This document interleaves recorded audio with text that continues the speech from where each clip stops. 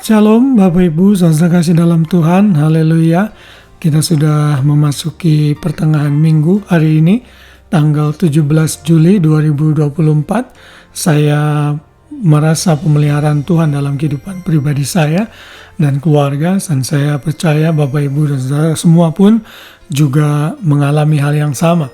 Dan hari ini kembali sebelum kita beristirahat, di pertengahan minggu ini, membaringkan tubuh kita, mari kita sama-sama membuka hati dan pikiran kita untuk firman Tuhan yang selalu menyegarkan hidup kita dan mengubahkan hidup kita.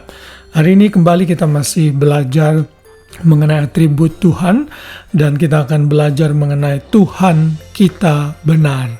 Tuhan yang benar ini ada bagian dalam kategori Tuhan, karena atribut Tuhan yang bersifat moralistik. Karena kalau kita mau bagi dua, beberapa minggu yang lalu saya sudah mengatakan ada yang bisa di-share dengan ciptaan, communicable attributes of God, ada yang tidak bisa di-share, incommunicable attributes of God, tapi juga bisa dibagi dua kategori yang lain. Ada atribut Tuhan yang bersifat moralistik, dan ada juga yang bersifat non-moral. Misalnya Tuhan itu kekal, omnipotent, omnipresence, itu adalah yang tidak bersifat moral. Dan hari ini yang bersifat moral, di mana Tuhan kita adalah Tuhan yang benar. Dia tidak ada kebohongan di dalamnya.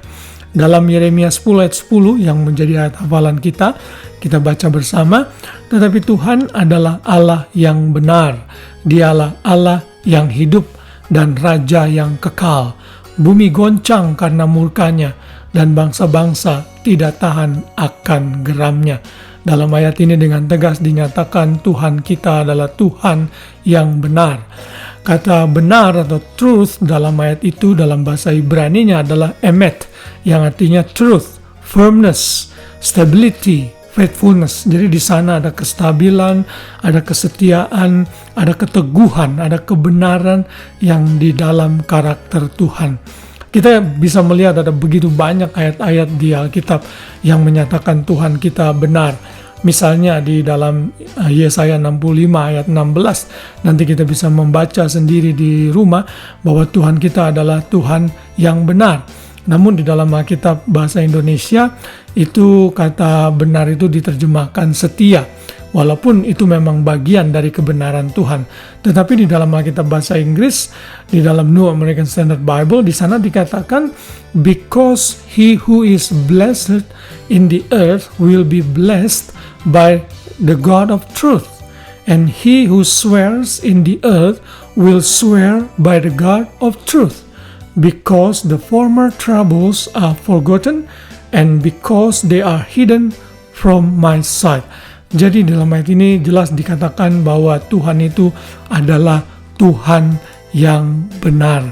Dan kita tentunya tahu juga bahwa Yesus Kristus sebagai pribadi kedua dalam Tritunggal, manifestasi dan penggenapan penjelmaan dari Tuhan Tritunggal itu juga dinyatakan sebagai Tuhan yang benar. Misalnya dalam Yohanes 1 ayat 14 di sana dinyatakan firman itu telah menjadi manusia dan diam di antara kita, dan kita telah melihat kemuliaannya, yaitu kemuliaan yang diberikan kepadanya sebagai anak tunggal Bapa, penuh kasih karunia dan kebenaran. Roh Kudus pun dinyatakan sebagai the Spirit of Truth, roh kebenaran. Yohanes 14:17, 15 ayat 26, 16 ayat 13. Jadi keseluruhan Tuhan Tritunggal kita adalah Tuhan yang benar. Di dalam diri Tuhan tidak ada kebohongan. Ibrani 6 ayat 18, ia tidak mungkin berdusta. Di dalam karakter Tuhan dan atribut Tuhan yang benar ini terkandung makna bahwa saat Tuhan berkata, maka moral itu ditentukan oleh kebenaran Tuhan. Kita tahu di dunia ini manusia berusaha mendefinisikan moral sehingga melenceng dari standar dan pola moral yang Tuhan sudah tetapkan. Nah, bila kita sadar bahwa Tuhan kita itu benar, kita tidak bisa kompromi dengan kesalahan dan dosa. Karena itu saat kita ingin melakukan penghakiman atau judgment terhadap satu nilai-nilai moral, kita mesti kembali ke Alkitab. Apa yang Alkitab katakan? Karena Tuhan kita itu Tuhan yang benar, Tuhan yang penuh dengan kebenaran dan tidak ada kecemaran di dalamnya, maka standar moral yang Tuhan berikan harus berhubungan dengan kekudusannya, dengan namanya, dengan keberadaannya, bahwa Tuhan kita adalah Tuhan yang benar. Ini adalah sifat alami dari Tuhan kita. Karena itu, aplikasinya bagi kehidupan kita, saudara dan saya pun harus hidup dalam kebenaran. Kita sudah ditebus dari cara hidup yang sia-sia, dari kegelapan, agar kita hidup untuk kebenaran. Karena Tuhan kita benar, maka Ia akan hanya mewariskan anak-anak yang melakukan kebenaran. Mari mencontoh Tuhan kita yang benar dengan menjadi pribadi yang makin hari makin benar di hadapan Tuhan.